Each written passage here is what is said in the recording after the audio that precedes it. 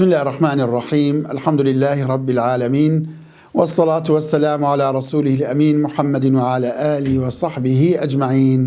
برزان خوشويستان أمروش درجة بدرسي رابردومان دين كباسي أو كسان دكين كشريعة إسلام رخصتي بيداون بروجونبن يا لكاتي روجو بشترن لدرسي رابردو باسي بياي بير آفرتي شيردر ئافرەتی سپڕمان کرد و باسی فدیەمان کرد بە کورتی ڕوونکردنەوەماندا.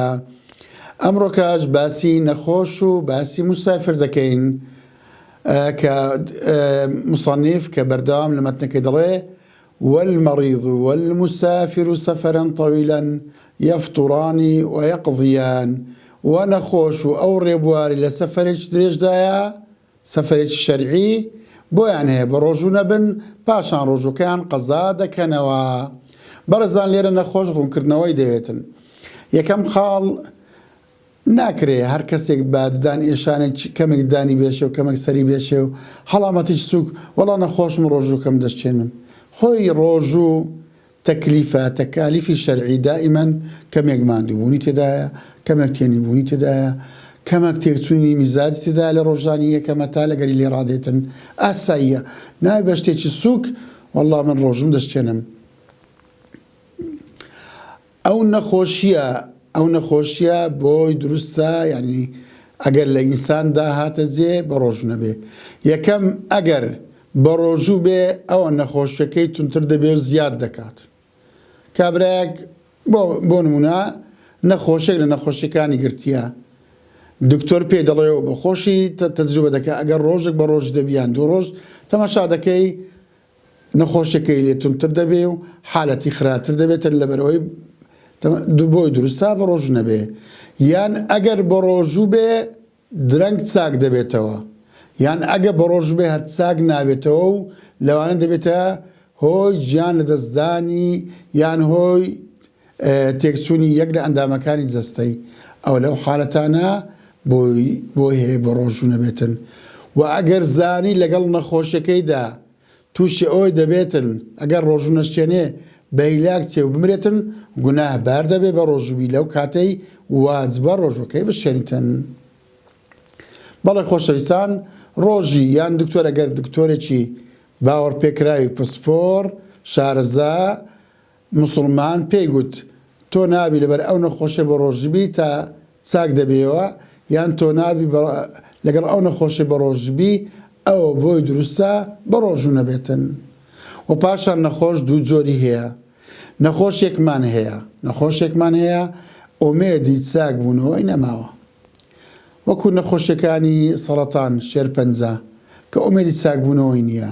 هەندێک نەخۆشی دڵ، هەندێک مەسەر نەخۆشی گورچیلا ئەگەر هاتە سەر حالەتێکی وە نەشێت توانین لەگەڵدا بە ڕۆژ بێ ئەوانە بە ڕۆژی نابن، یەکسەر لە جیاتی هەر ڕۆژێک فدیە دەدەن و وەکو لە دەرسی ڕابردوو باسمان کرد ئەو نەخۆشە فدیە دەداتن. زۆری دووەم ئەو نەخۆشەی ئێستا نەخۆشە ئومێدی چاکبوونەوەی هەیە، وەک نەخۆشیەکانی سەرما، گرانەتای گرتیە، مەلاریای گرتیە، هەمان ماڵتایە، تایفۆئید، هەر نەخۆشی گرتیە، زگسوونەرچی گرتیە، ڕشانەوەی گرتیە، ئیلتیهابی گورچیلەی بەتوندی کردیە. دەتوانی ئەوە دەرمانەکانی خۆی بخوا و چەند ڕۆژێک ڕۆژ بە ڕۆژوو نەبێتن کە چاک بووەوە بەردەوام دەبێت لە بە ڕۆژبوونی خۆی لە 2000 ڕۆژەکانی خۆی قەزا دەکاتەوە. نابێ نەخۆش عینادی بکە. هەندێک جار لە کوردەواری جێم لێ دەڵێ وەڵڵاهی بژمرم هەر بە ڕۆژی دەبم، وەڵڵاهی بژمرم ڕۆژی ناشتێنم.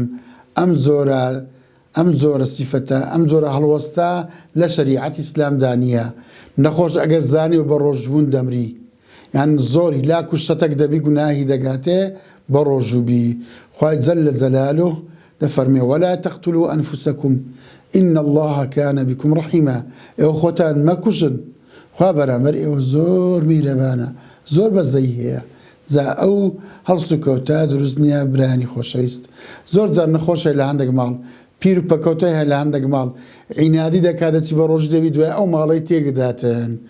بەو ڕەمەزانەوە هەمیان بە زمانی بە ڕۆژی تووشی خەستەخانە و تووشی تەواڵی تووشی نازەمستەکە ئەوە دروستنی خوشتی بەڕێزم باوکی بەڕێزم دایکی بەڕێزم ئەگەر لەو حالەتانەدا بوون بۆ ڕۆژ و مەبن و فدەی خۆتان بدەن، ماڵەکەی تێک مەدەن و مسلمانان ئازار مەدەن و خۆشتان ئازار مەدەن، چونکە یورید الله بكم اليسر ولا يريد الله بكم العسر.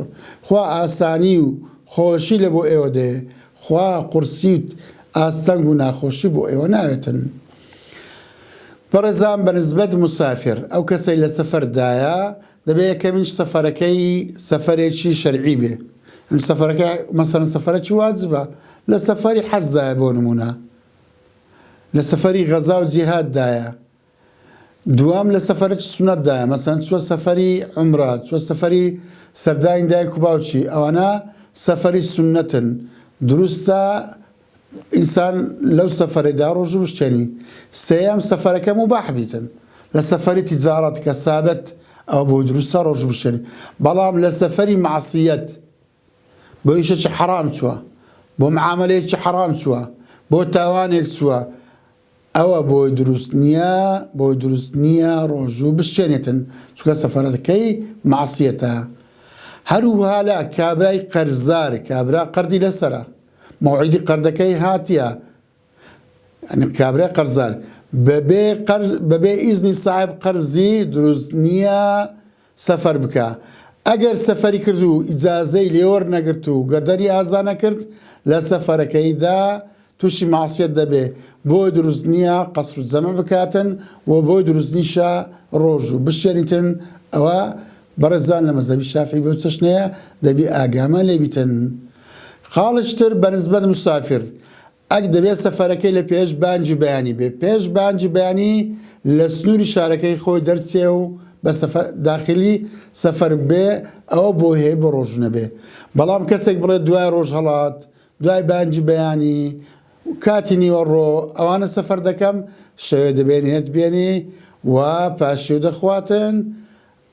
کەینێ داخلی سەفەر بوو لە سنووری شارەکەی خۆی چوە دەرەوە، ئەو جە بۆی هەیە ڕۆژەکەی بشێنیتن.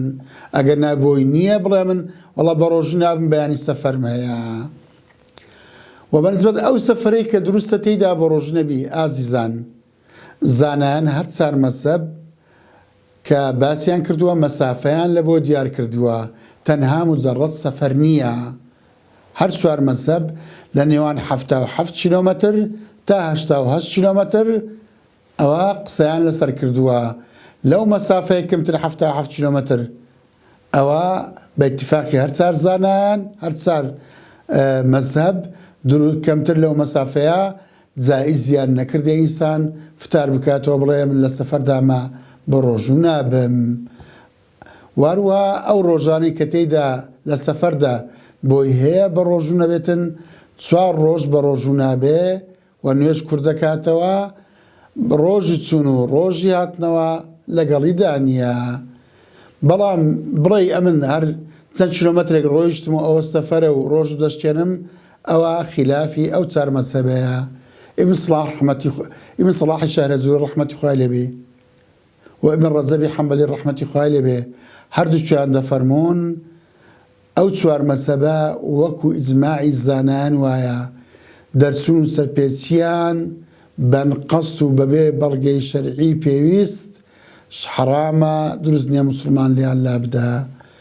وصلى الله وسلم على سيدنا وحبنا محمد وعلى آله وصحبه وسلم.